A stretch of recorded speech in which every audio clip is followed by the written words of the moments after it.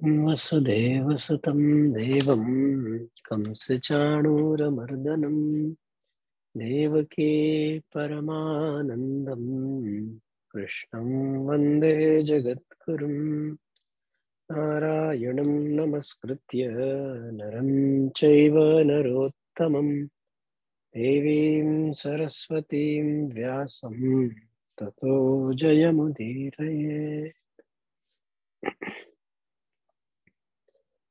अध्याय 10 आरंभ किया था हमने।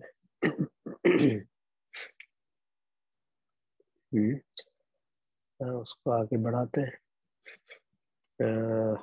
अध्याय 10 के दो दो श्लोक ही किए थे, तीसरे से आगे बढ़ते हैं आज। अभिषेक आप करेंगे?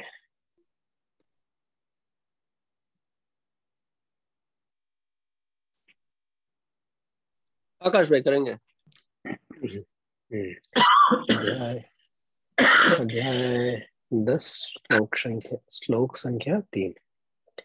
यो मामजमनादिञ्च यो मामजना यो माम यो माम जमनादिञ्च यो मामजमनादिञ्च यो तो यहाँ मा पर माम अजम अनादिम, ये तीन शब्द मिलके माम अजम अजम अनादिम हो गया। तो थोड़ा उसको दिमाग में रहेगा तो अच्छा उच्चारण आएगा। यो माम अजम अनादिञ्च यो मामजमनादिञ्च यो मामजमनादिञ्च यो मामजमनादिञ्च वेत्ति लोकमहेश्वरम् वेत्ति लोकमहेश्वरम् वेत्ति लोकमहेश्वरम् वेत्ति लोकमहेश्वरम् असम्मूढः समर्थ्येषु असम्मूढः समर्थ्येषु असम्मूढः समर्थ्येषु असम्मूढः समर्थ्येषु सर्वपापैः प्रमुच्यते सर्वपापैः प्रमुच्यते सर्वपापैः प्रमुच्यते सर्वपापैः प्रमुच्यते यो मामजमनादिञ्च वेत्ति लोकमहेश्वरम् यो मामजमनादिञ्च वेत्ति लोकमहेश्वरम् यो मामजमनादिञ्च वेत्ति लोकमहेश्वरम् यो मामजमनादिञ्च वेत्ति लोकमहेश्वरम् असम्मूढः समर्थ्येषु सर्वपापैः प्रमुच्यते असम्मूढः समर्थ्येषु सर्वपापैः प्रमुच्यते असम्मूढः समर्थ्येषु सर्वपापैः प्रमुच्यते असम्मूढः समर्थ्येषु सर्वपापैः प्रमुच्यते यो मामजमनादिञ्च वेत्ति लोकमहेश्वरम् असम्मूढः समर्थ्येषु सर्वपापैः प्रमुच्यते यो मामजमनादिञ्च वेत्ति लोकमहेश्वरम् असम्मूढसमर्थ्येषु सर्वपापैः प्रमुच्यते यो मामजमनादिं च वेत्ति लोकमहेश्वरम् असम्मूढस्समर्थ्येषु सर्वपापैः प्रमुच्यते यो मामजमनादिं च वेत्ति लोकमहेश्वरम् असम्मूढस्समर्थ्येषु सर्वपापैः प्रमुच्यते।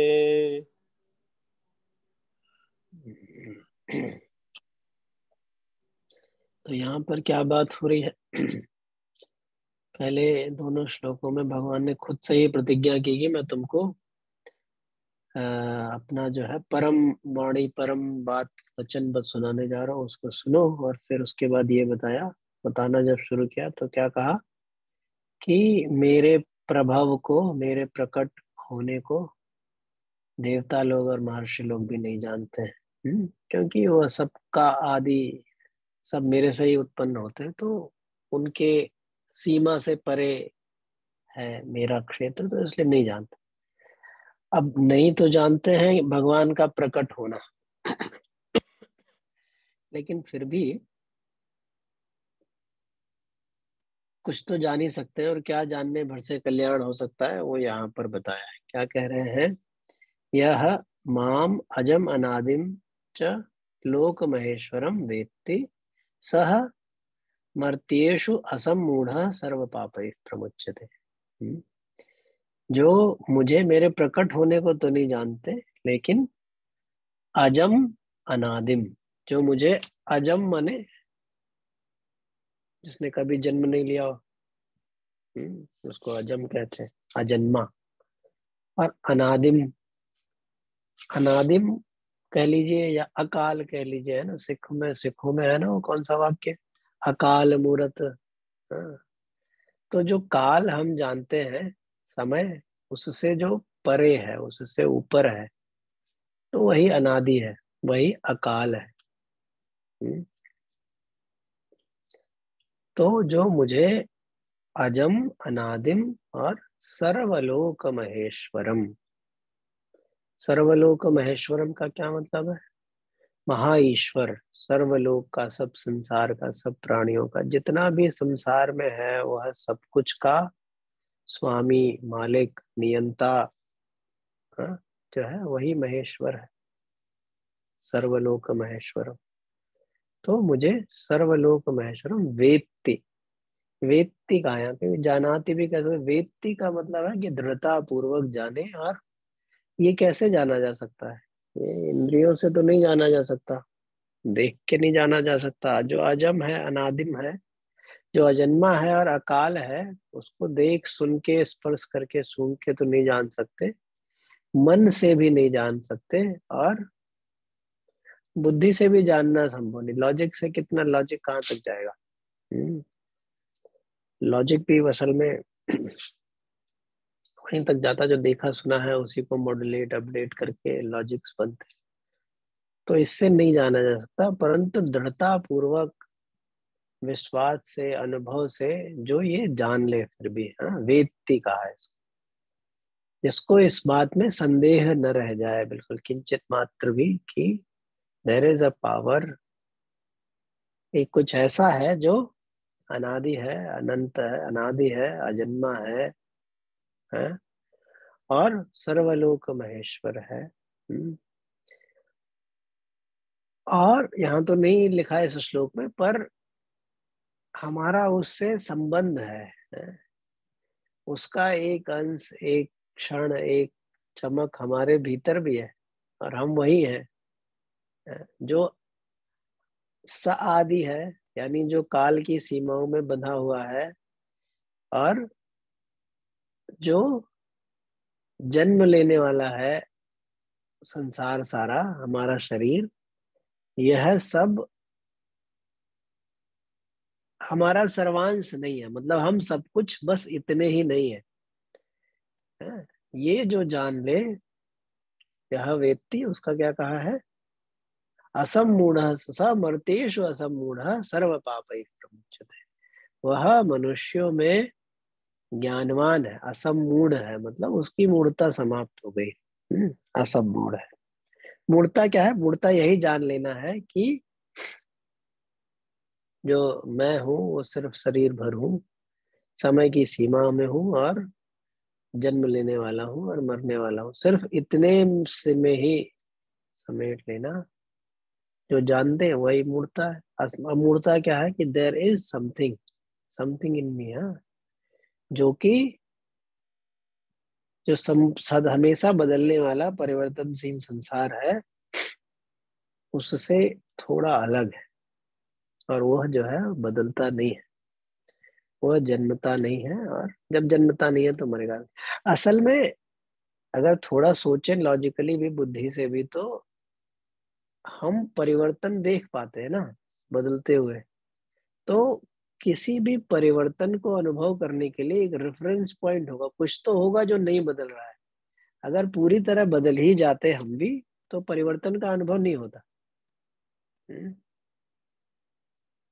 सो देयर इज समथिंग, थोड़े भी ध्यान से अभ्यास से आ जाता है कि हमको शीशा देख के लगता है यार ये सब शरीर तो बदल गया, लेकिन लगता है कि नहीं, कुछ तो है, हम तो वही है, हम तो वही है, बाल सफेद हो गए भले, शायद अब वो विचार बदल गए, पहले कुछ बहुत परेशान करता था, अब वो चीज परेशान नहीं करते, या पहले किसी से बहुत प्रेम था व्यक्ति वस्तु परिस्थिति से, अब उतना नहीं रहा, बदल गया।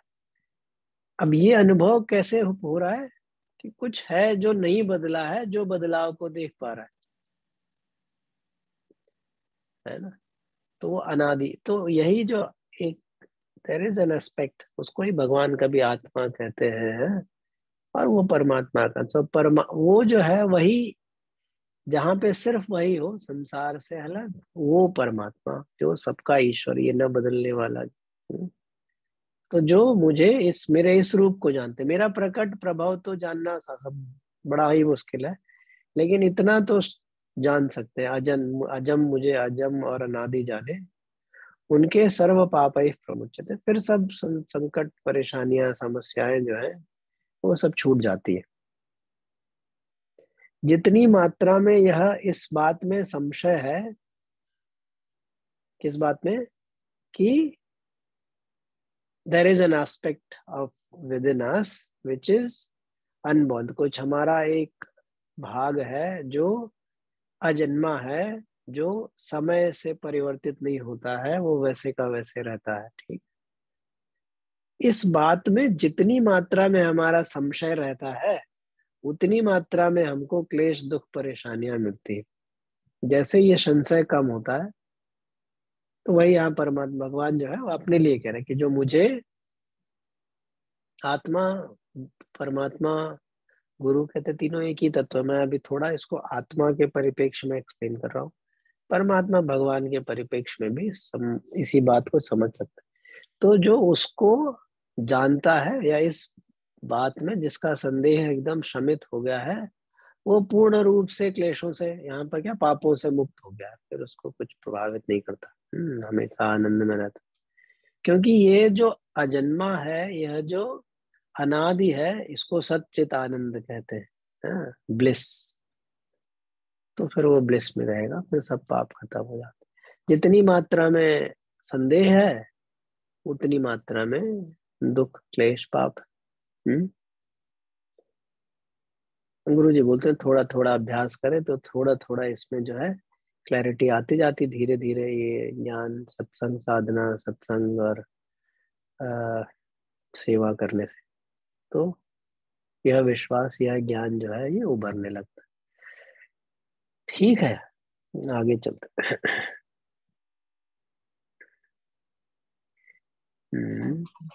भूमिका बोलती है आज ना। अच्छा, ठीक है, हाँ बोलिए भूमिका जी। चौथा श्लोक, अध्याय 10। बुद्धिर्ज्ञानमसम्मोहः बुद्धिर्ज्ञानमसम्मोहः बुद्धिर्ज्ञानमसम्मोहः बुद्धिर्ज्ञानमसम्मोहः क्षमा सत्यं दमः शमः। क्षमा सत्यं दमः शमः क्षमा सत्यं दमः शमः क्षमा सत्यं दमः शमः सुखं दुःखं भवो भावः।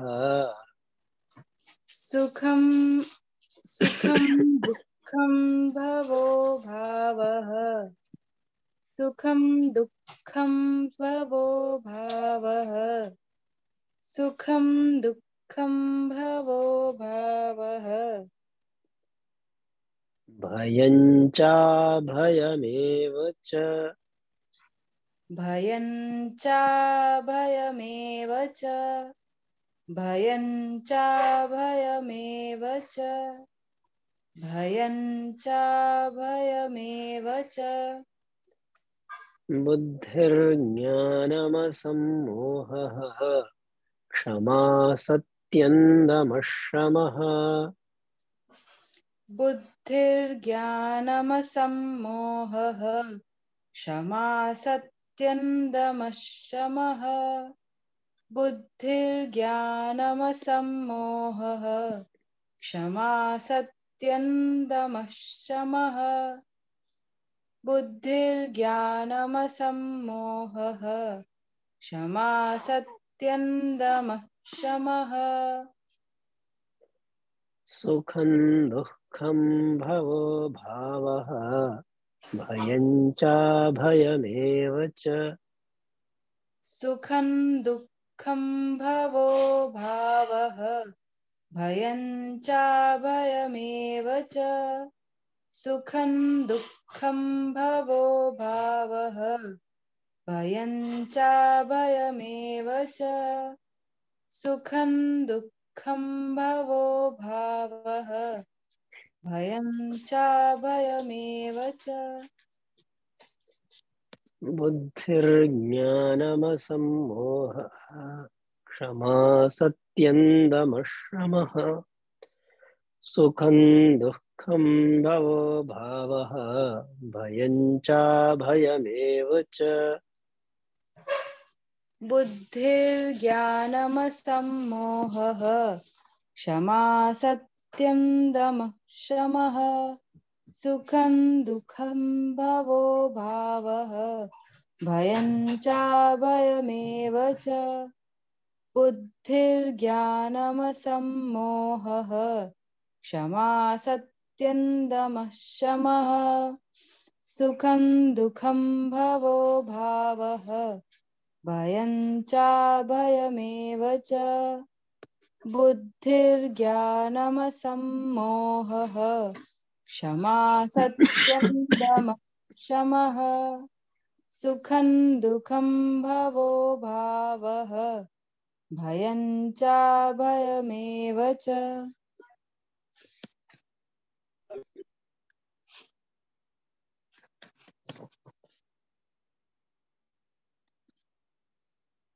अगला श्लोक भी कर लेते हैं, फिर दोनों का अर्थ साथ में देखेंगे। इंदिरा जी, आप करेंगे अगला श्लोक?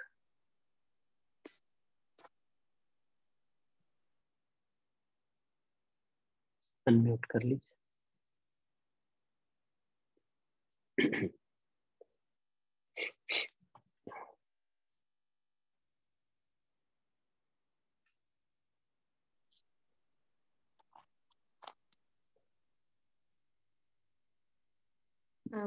बोलिए भैया। अहिंसा समता तुष्टिः तप अहिंसा समता तुष्टिः अहिंसा समता तुष्टिः अहिंसा समता तुष्टिः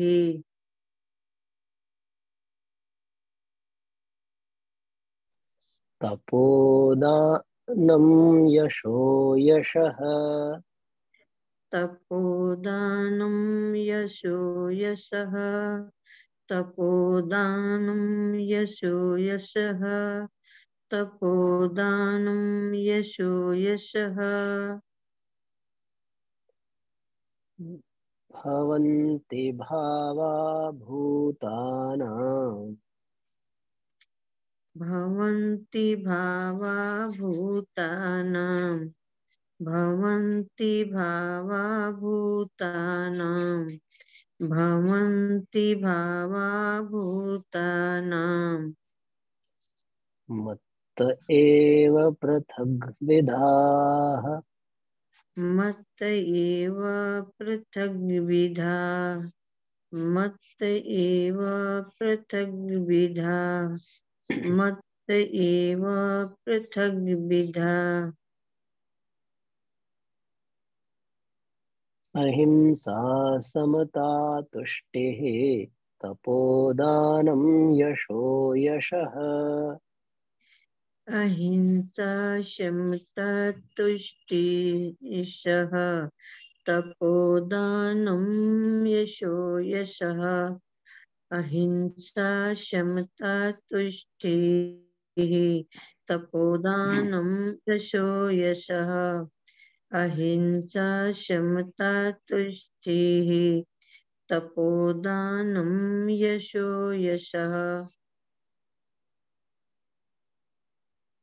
भवन्ति भावा भूतानां मत्त एव पृथग्विधाः भवन्ति भावा भूतानां मत्त एव पृथग्विधा भवन्ति भावा भूतानां मत्त एव पृथग्विधा भवन्ति भावा भूतानां मत्त एव पृथग्विधा अहिंसा समता तुष्टिः तपोदानं यशो यशः भवन्ति भावा भूतानां मत्त एव पृथग्विधाः अहिंसा शमता तुष्टिः तपोदानं यशो यशः भवन्ति भावा भूतानां मत्त एव पृथग्विधा अहिंसा शमता तुष्टिः तपोदानं यशो यशः भवन्ति भावा भूतानां मतः एवं पृथग्विधा अहिंसा शमता तुष्टिः तपोदानं यशो यशः भवन्ति भावा भूतानां मत एव पृथग्विधा।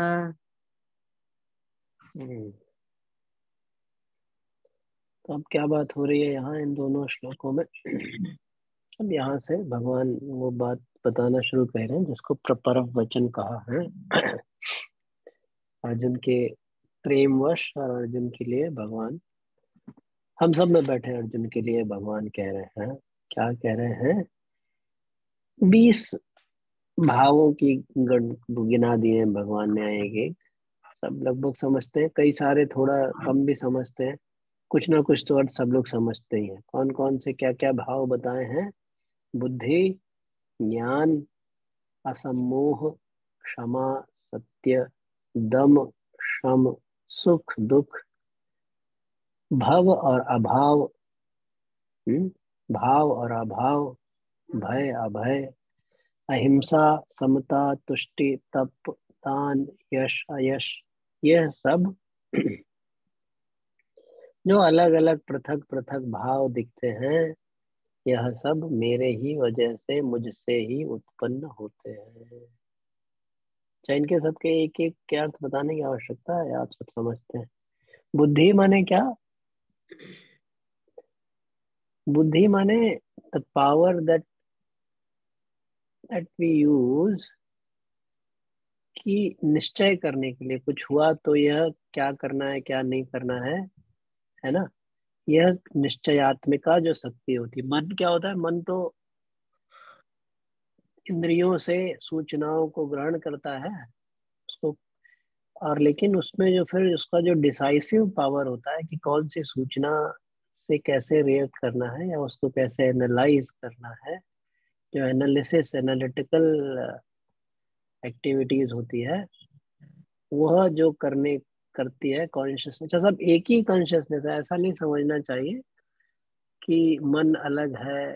कहीं कहीं इंद्रियां भी कहते हैं ना, इंद्रियां, मन और बुद्धि और अहंकार, ये तीन, मन बुद्धि अहंकार, ज्यादातर तीनों की एक साथ में आती है बात।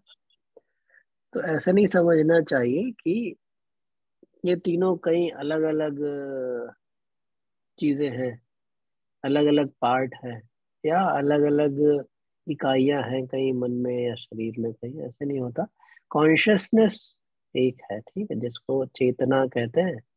जब वह चेतना इंद्रियों के माध्यम से विषयों को या सूचनाओं को ग्रहण करती है, तो वह मन हो जाती है, उसको मन कह लेते हैं। वही चेतना जब जो सूचनाएं हैं उनको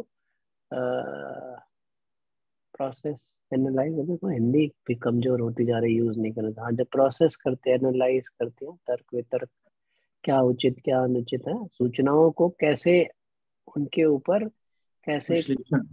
विश्लेषण, हाँ, विश्लेषण करने की जो, वही चेतना जब विश्लेषण के काम में लगती है तब उसको बुद्धि कह देते है ना। ऐसा ही अहंकार आता है, यहाँ पे अहंकार नहीं है। तो वह भी जब चेतना आई एम, मतलब मैं कुछ हूँ, वो चेतना से ही आता है, तो वो उस फ्लेवर में होती, तो उसको अहंकार कह देते हैं। है सब चेतना के ही अलग अलग फ्लेवर्स। तो यहाँ पर क्या बुद्धि आया है, बुद्धि, ज्ञान, ज्ञान क्या है, ज्ञान भी अलग अलग तल पे अलग अलग ज्ञान होता है ना। जैसे संसार का व्यवहारिक ज्ञान है, दूसरा आत्मज्ञान है। तो विवेक भी कह सकते हैं, ज्ञान मतलब क्या ठीक क्या नहीं ठीक, क्या उचित क्या अनुचित, इसकी जो अ, जानकारी है, या ये जो हमारे भीतर एक शक्ति है जो ये करती है, जिसकी वजह से होता है, ये ज्ञान है। हम्म? असम्मोह, सम्मोह, मोह माने क्या, जब बुद्धि ज्ञान ढक गया ना मैं और मेरे से, तो मोह उत्पन्न हो जाता है। सम्मोह भी उसी को कहते हैं, और ज्यादा एकदम ढका हुआ है तो फिर वो सम्मोह हो गया। और असम्मोह, जब मैं मेरे से बुद्धि और मन ढका नहीं है, क्लियर है, तो वो असम्मोह है।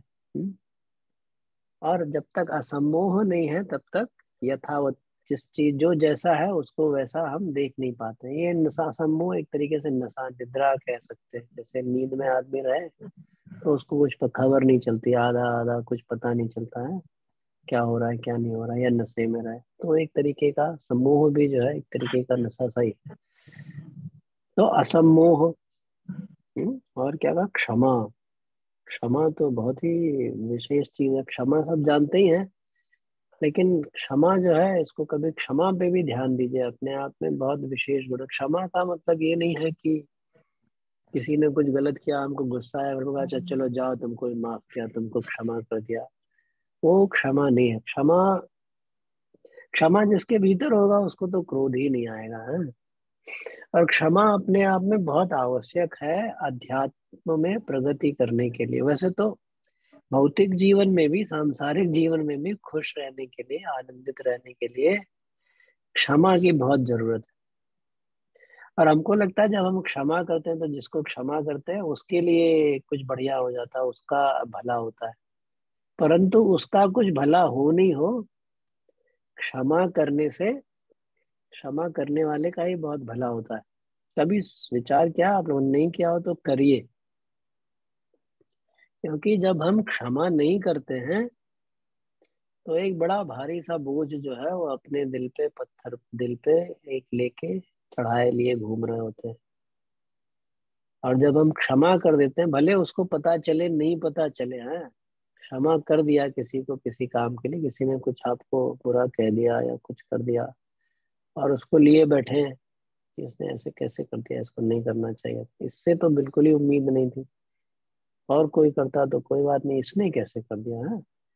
तो एक बड़ा बोझ मन पे, अब उस मन पे लदे हुए बोझ से एक सहजता, खुशी आनंद नहीं रह सकती। और अगर क्षमा कर दें उसको ही, उसको बोल के कर दें तो बहुत अच्छी बात है, नहीं कर दें, मन में ही कर दें, तब तो वो बड़ा भारी सा बोझ उतर जाता है। तो क्षमा जिसको किया उसको तो भला करता ही है। अगर किसी को ऐसा पश्चाताप है कि उससे गलती हो गई, उससे आपने कह दिया क्षमा, तो उसका भी बोझ उतर देता, चलो भाई इन्होंने बुरा नहीं कहा। पर उससे कहीं ज्यादा भला क्षमा करने वाले का होता है। अच्छा, क्षमा दूसरों को, जब दूसरे कुछ गलत करे, अच्छा थोड़ा ये बड़ा हो रहा है लेकिन अच्छा विषय है क्षमा, तो मैं चर्चा चलो कर रहा हूँ। क्षमा जब आप किसी दूसरे को नहीं करते हैं, हम्म, तो एक क्रोध, एक गिल्ट सा रहता है, नहीं स्वयं को, हाँ दूसरे को क्षमा नहीं करे तो क्रोध बड़ा रहेगा, भरा रहेगा, गुस्सा। और कई बार स्वयं को भी क्षमा नहीं करते। जब स्वयं को क्षमा नहीं करते तो क्या होता है, तो गिल्ट, गिल्ट को क्या कहते हैं, गिल्ट को क्या कहते हैं हिंदी में, ग्लानि, अपराध हाँ बोध, ग्लानी, अपराध अपराध बोध। बोध, ग्लानी, बिल्कुल हाँ। तो ग्लानी से भर जाते हैं या अपराध बोध से भर जाते हैं। तो दूसरों को क्षमा करें, स्वयं को भी क्षमा करें। इसीलिए जैन पंथ में तो उन्होंने एक त्योहार ही बना दिया, क्षमावड़ी। तो उस दिन सबसे जाके क्षमा मांगो, सबसे जिससे भी कभी कुछ किया हो क्षमा मांगो, आप क्षमा करते हैं और दूसरों को क्षमा करते हैं। तो क्षमा बहुत 10 धर्म के 10 लक्षण बताए जाते हैं, उसमें भी क्षमा जो है। तो क्षमा का भाव है। और क्या है, सत्य। सत्य क्या होता है, अब सत्य, ये सब जो शब्द है, गुण है, इनके अलग अलग तल पे एकदम अलग अलग अर्थ होते हैं। एक तो सत्य होता है कि भाई जो आपने देखा सुना जैसा वैसे का वैसा कह देना, वो सत्य है। हम्म लेकिन जब अध्यात्म में कबीर या तुलसीदास या भगवान सत्य की बात करते हैं, सत्य माने क्या, सत्य माने वही जो अकाल है, जो समय के साथ परिवर्तित नहीं रहता है। क्योंकि कोई भी चीज जो आज सत्य है, अब जैसे मैं कहूँ कि मेरी उम्र 35 साल है? अब आज तो सत्य है, कल तो नहीं रहेगी, क्योंकि कल 30 साल एक दिन हो जाएगी, है ना। तो जी सत्य जी, ये बदल रहा है?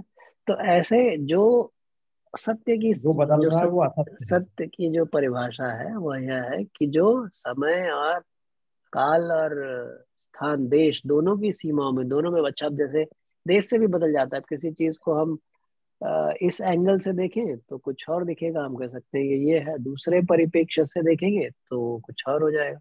तो समय और देश और काल दोनों की सीमाओं, दोनों के परिवर्तन होने से जिसमें परिवर्तन नहीं होता है उसको सत्य कहते हैं। ये हाँ, क्षमा तो का भी, क्षमा का तो भी यह अद्भुत है। मतलब जो एनलाइटेंड हाँ पर्सन है वो तो बिल्कुल सहनशील होगा, वो जो क्षमावान होगा उससे ज्यादा सहनशील कोई हो ही नहीं सकता।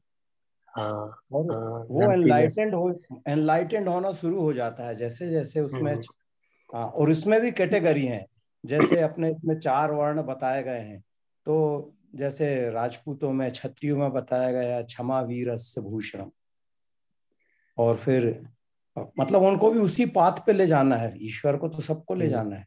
और हम्म वही जब ब्रह्म माने ज्ञान में आता है आदमी कि जो तुझ में है वो मुझ में है, तो फिर मैं किसको माफ कर रहा हूँ और किसको क्षमा करूँ। तो हम्म अपराध हुआ कहाँ, वो मेरा ही हम्म अपराध है जो करने वाला है, उसको प्रकृति के हम्म वश में उसने ऐसा हम्म कर बैठा है, इसलिए उसको क्षमा कर देते हैं लाइट। ऐसा हम्म मुझे तो समझ आ रहा है। हम्म हम्म हम्म, हम्म, हम्म। हाँ हाँ, बहुत विशेष है, इसलिए मैंने कहा कभी आप लोग विचार करें, क्षमा पे ही सोचें कि क्षमा क्या है ना। और ऐसे एक एक शब्द जो है यहाँ पर, वो सब अपने आप में बड़ी गूढ़ रहस्यमयी अर्थ लिए हुए हैं, तो उनके ऊपर विचार कर सकते हैं। बहुत गूढ़ है, दम बहुत क्या है, दम, दम क्या है, दम होता है जो से ओवर ओवर, मतलब अपनी इंद्रियों पे जो एक कंट्रोल। कंट्रोल रहे, वो है दम। हम्म, ऐसे शम माने एक शांति बनी रहे, समता शांति बनी रहे, हैं वो शम है, हैं? सुख दुख तो जानते ही हैं, जो मन को खुश अच्छा लगे, इंद्रियों को अच्छा लगे, वो सुख है। जो अनुकूल मन को न लगे, वो दुख है। जब अब यहाँ सुख दुख साथ में आया है, क्योंकि वो साथ में ही होते हैं, वो एक ही सिक्के के दो पहलू जैसे होते हैं। सुख आता है तो उसके पीछे उसका दुख जुड़ा ही होता है, वो इसीलिए हमेशा यहाँ पे जब भी आएगा सुख के साथ दुख आ ही जाता है। तो ये भी असल में हमारी जीवन में आनंद या हैप्पीनेस या खुशी न रहने का एक कारण ये भी है कि हम सुख तो चाहते हैं और दुख को नहीं चाहते। तो एक एक पहलू का सिक्का कहाँ से मिलेगा, वो मिलता ही नहीं है, तो एक असंभव से प्रयास में लगे रहते हैं। तो ये बस जान भर जाए कि भाई सुख और दुख तो साथ में ही आता है। सुख आया है तो इसके पीछे दुख आ ही रहा होगा, दुख आया है तो कोई चिंता की बात नहीं, अभी फिर सुख आ रहा होगा, ये भी रुकेगा नहीं, है ना। पर एक असंभव प्रयास के लिए जीवन में सुखी रहे, दुख ना आए, तो कैच 22 या वो बिल्ली की पूंछ पकड़ने वाली एक्सरसाइज में थकान और परेशानी हताशा में सब चला जाता है। हाँ, तो सुख दुख भव और भाव अभाव, किसी चीज का मिलना वो भाव हो गया, और बिछड़ना वो अभाव हो गया। या उसी को उत्पत्ति विनाश भी कह सकते हैं। कुछ होना वो भव है, अभाव उसका न होना।